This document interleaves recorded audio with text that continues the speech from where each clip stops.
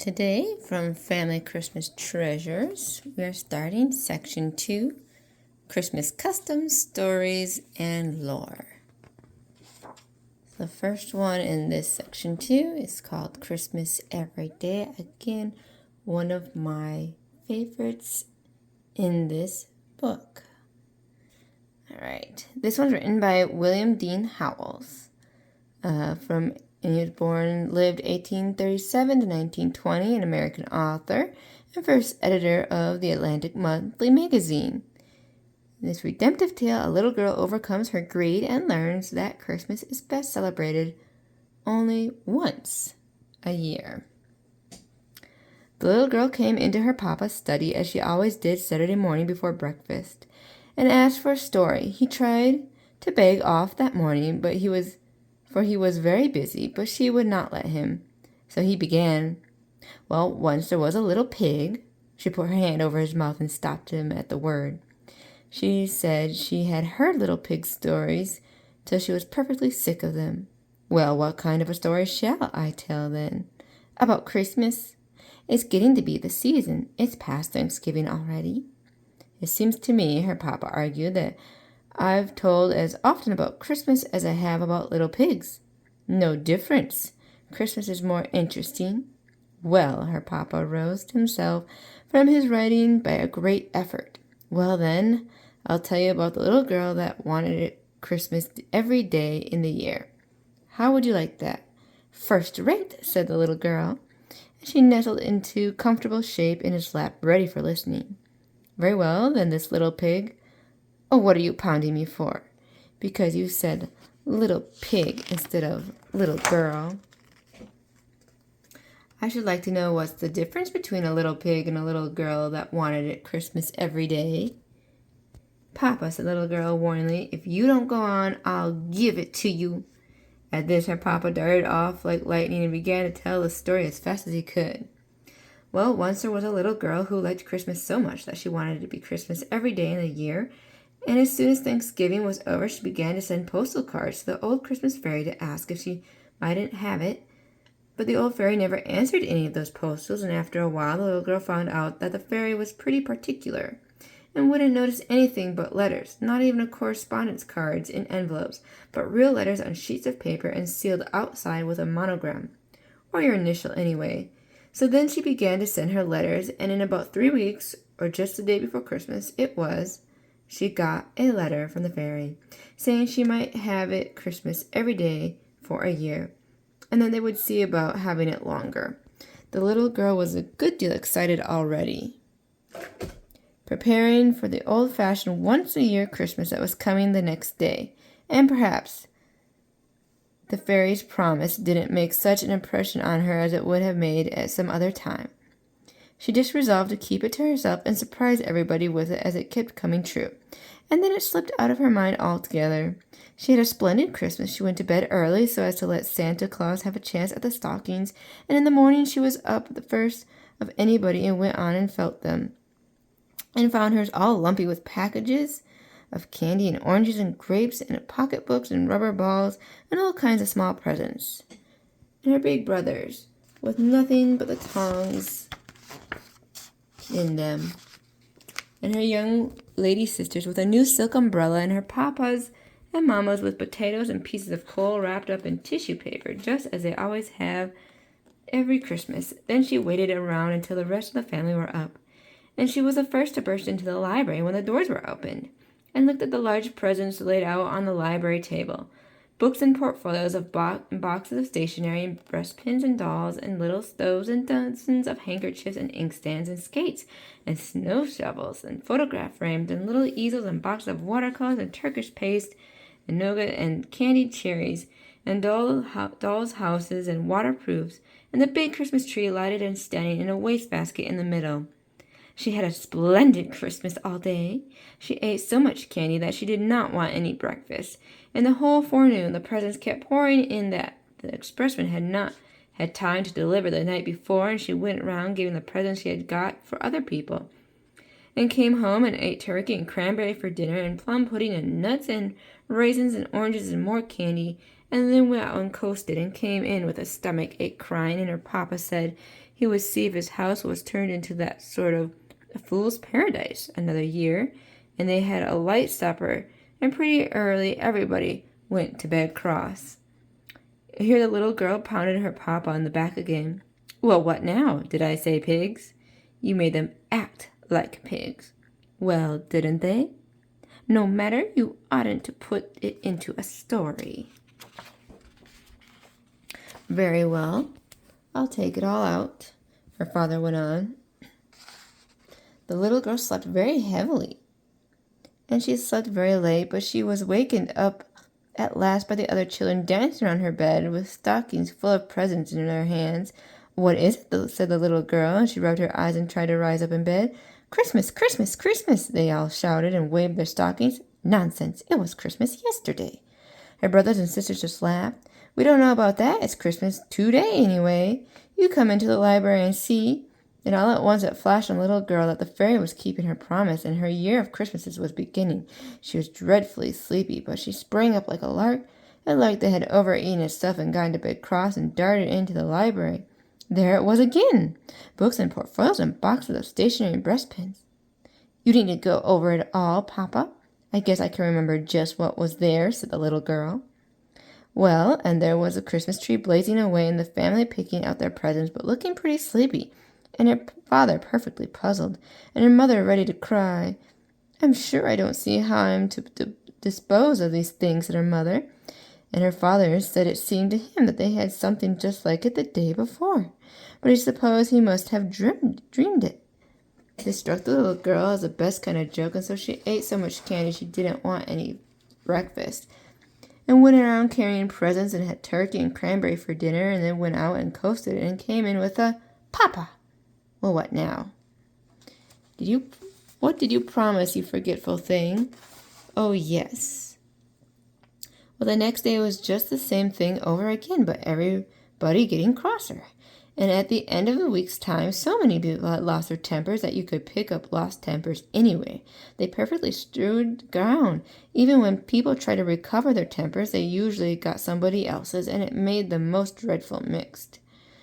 The little girl began to get frightened, keeping the secret all to herself. She wanted to tell her mother, but she didn't dare to, and she was ashamed to ask the fairy to take back her gift. It seemed ungrateful and ill-bred, and she thought she would try to stand it, but she hardly knew how she could for a whole year. So it went on, and it was Christmas on St. Valentine's Day and Washington's birthday, just the same as any day, and it didn't skip even the 1st of April, though everything was counterfeit that day, and it was some of a little relief. After a while, coal and potatoes began to be awfully scarce. So many had been wrapped up in tissue paper to fool papas and mamas with. Turkeys got to be about $1,000 apiece. Papa. Well, what? You're beginning to fib. Well, 2,000 then. And they got to passing off almost everything for turkeys, half-grown hummingbirds, and even rocks out of the Arabian Nights. The real turkeys were so scarce, and cranberries, well, they asked $1 apiece for cranberries. All the woods and orchards were cut down for Christmas trees, and where the woods and orchards used to be, it looked just like a stubble field with the stumps. After a while, they had to make Christmas trees out of rags and stuff them with bran, like old-fashioned dolls, but there were plenty of rags because people got so poor, buying presents for one another, that they couldn't get any new clothes, and they just wore their old ones to tatters. They got so poor that everybody had to go to the poorhouse except the confectioners and the fancy storekeepers and the picture book sellers and the expressmen. And they all got so rich and proud that they would hardly wait upon a person when he came to buy. It was perfectly shameful. Well, after it had gone on about 3 or 4 months, the little girl, whenever she came into the room in the morning, saw those great ugly lumpy stockings dangling at the fireplace, and the disgusting presents around everywhere, used to just sit down and burst out crying. In 6 months she was perfectly exhausted. She couldn't even cry anymore. She just lay on the lounge and rolled her eyes and panted. About the beginning of October she took to sitting down on dolls, wherever she found them, French dolls or any kind. She hated the sight of them so, By Thanksgiving, she was crazy and just slammed her presents across the room. By that time, people didn't carry presents around nicely anymore. They flung them over the fence or through the window or anything instead of running their tongues out and taking great pains to write for dear Papa, or Mama, or brother, or sister, or Susie, or Sammy, or Billy, or Bobby, or Jimmy, or Jenny, or whoever it was, and troubling to get the spelling right and then signing their names in Xmas 18 or something. They used to write in the gift books, "Take it, you horrid old thing," and then go on banging it against the front door. Nearly everybody had built barns to hold their presents, but pretty soon the barns overflowed, and then they used to let them lie out in the rain or anywhere. Sometimes the police used to come and tell them to shovel the presents off the sidewalk or they would arrest them.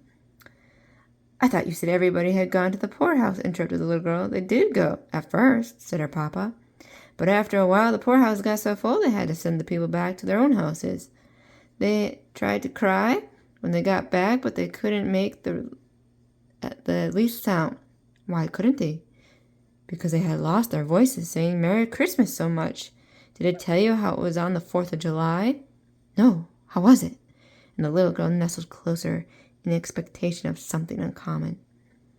"Well, the night before the boys stayed up to celebrate, as they always do, and fell asleep before 12 o'clock as usual, expecting to be awakened by bells and cannon. But it was nearly 8 o'clock before the first boy in the United States woke up. And then he found out what the trouble was.